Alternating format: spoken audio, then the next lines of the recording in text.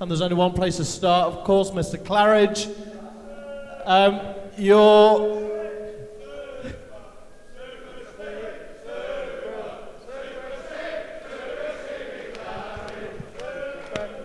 How about that? All those years on, Stevie, eh? Your memories of the day?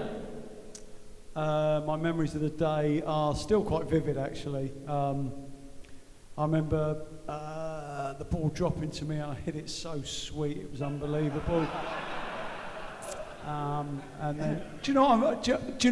I think what I remember mostly was coming out the stadium about 2.5 hours after the game, and that shout of Super Stevie Claridge going round Wembley was just. I came out and just thought, that is unbelievable. It's just a fantastic day. So it's great. I think as well, I think the overriding feeling for everyone was a relief. I think there were two things really. We knew we were good enough to make the step up. You know, obviously with Martin, we knew we had 7 or 8 players who could make that step up, and obviously with Martin, we've got the extra players in. And also, you know, I've lost the final. It's really difficult to come back from that sort of thing. So the relief, I think, was absolutely tangible to to achieving what we needed to do. So yeah, it's a brilliant day. Where's your body in the 120th minute of a warm day at Wembley? Where's your body? Because you know you're going to be cramping. It's gone to extra time. You've just seen that. No. Listen, hold on a minute. I'm not fucking Steve Walsh. I was still going. All right? Don't be silly. No, I think at the time. I don't know whether or not I went down, but I think I said to Parks just to hold on and wait for me to get into the box. And I think what happened there was with Gerry Taggart, whatever you say to Parks, he'll do the opposite. So he don't listen to anyone. So I think he's put it in earlier than I expected. I'm still ambling forward, trying to make my way into the box, and then obviously the header sort of ricochets, and then I'm still moving onto the ball as it falls for me. So it was luck more than judgment. Oh, get out. What a goal. Incredible goal. Martin, the substitution, I know you've spoken about it before, forgive me. Zelko Kalak and Kevin Poole, it was scripted, was it? It was ready, and did you know it would play as big a mind game as it did on the opposition, or didn't it? Was it just luck, fate that had the impact it did? Well, I don't know about what effect it had on the opposition. That's just pure supposition.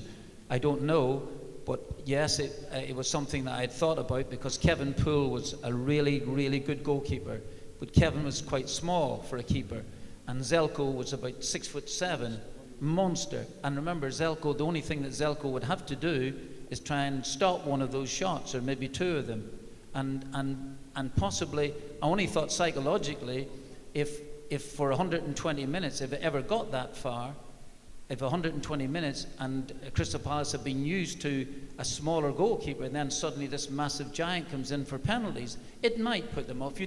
I don't know, but Stevie, thankfully, we never had to go through that. But yes, it was something that I just forgot to tell Kevin Poole that that's what I was doing. So Kevin didn't know. I think Kevin was pretty upset about it.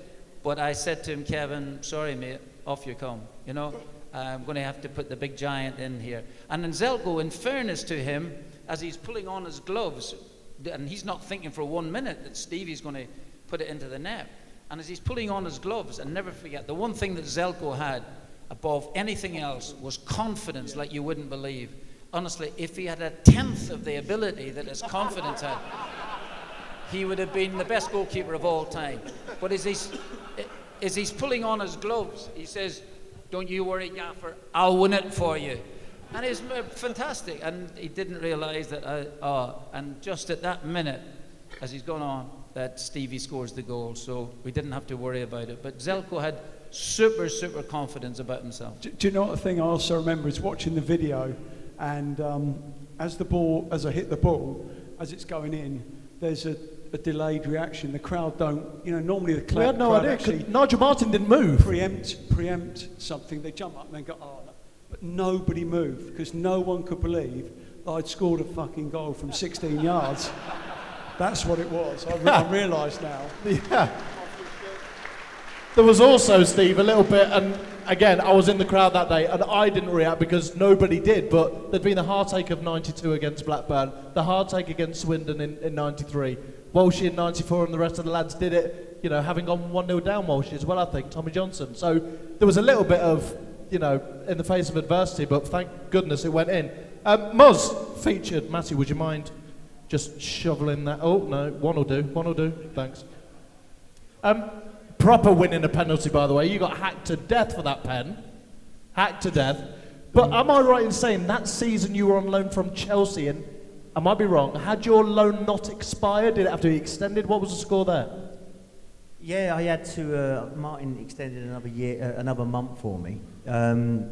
We sort of went on a bit of a roll. I think we went unbeaten for about 10, 11 games, I think. And managed to get into the playoffs. And people always ask me about that game, and a month before that I was playing in front of one man and his dog for Chelsea reserves, and then a month later or a month and a half later I'm playing at Wembley Stadium in front of 80,000. So it was a surreal moment for me. And like I say, relief when Claridge scored more than anything, because, you know, I don't think we even knew he was going to take a penalty, but maybe my name might have come up to take one, and I was knackered. A few of us were knackered, and thank God he did step up and score that great goal for us. And you may not remember, so forgive me. Do you remember what Martin's team talk was like, or said, or at Wembley on a day like that? What were his team talks like, and what was Wembley like that day to try and prepare you for the game? If you can't remember, the man's next to you. Don't tell him, Muzzy. I can't remember word for word, but he never really worried too much about the opposition that we played against. It was always about us and what we could do. And we'd beaten them once, or on the way to Wembley, we'd beaten 1-0 away from home. And we had the confidence, we had the momentum to sort of take it into that game, and we felt confident we could beat them. And Martin would reassure us that we could. And that was what his strength was as a manager. You know, we went out there confident. We went 1-0 down, and even then I still thought we could go on to win it. You know, in that dramatic fashion. I didn't think we'd do that, but you know, it was a fairy tale ending to what was a fantastic couple of months for me personally. Martin, what did you see in Muzzy to get him in on loan from Chelsea, and ultimately obviously became the great player that he did for Leicester and other clubs, but what initially caught your eye to bring him in?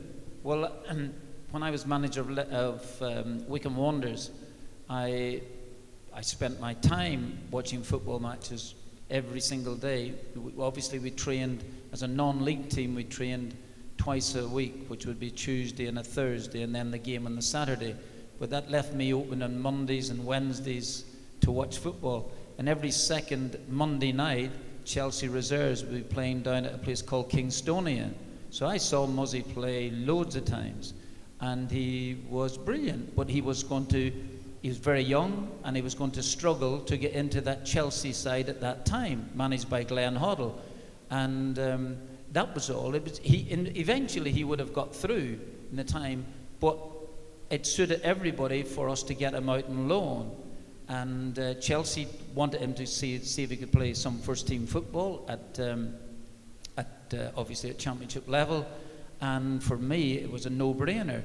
What happened was that when he started to do well, for us, then to extend the time for him to play in these, then because the season was over, then we had to pay some money to Chelsea, and then eventually we paid what was a really lousy fee of £650,000 for a player who was just fantastic. Lovely story. And a wonderful day at Wembley.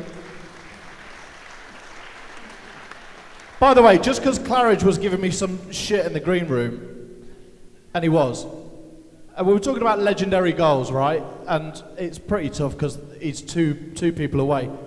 Don't start on me, Claridge. Fuck's sake. Right. Shout just the name of the opposition of a legendary, I'm using the word, Claridge, before you start, Muzzy Izzet goal. The name of the opposition. Thank you. Thank you. It's about the people. It's a legendary goal. He wouldn't have it. Martin, he wouldn't have Muzzy's reverse bicycle kick away at Grimsby's a legendary goal. You wouldn't. You were giving me... I scored one like that for Crystal Palace Reserve.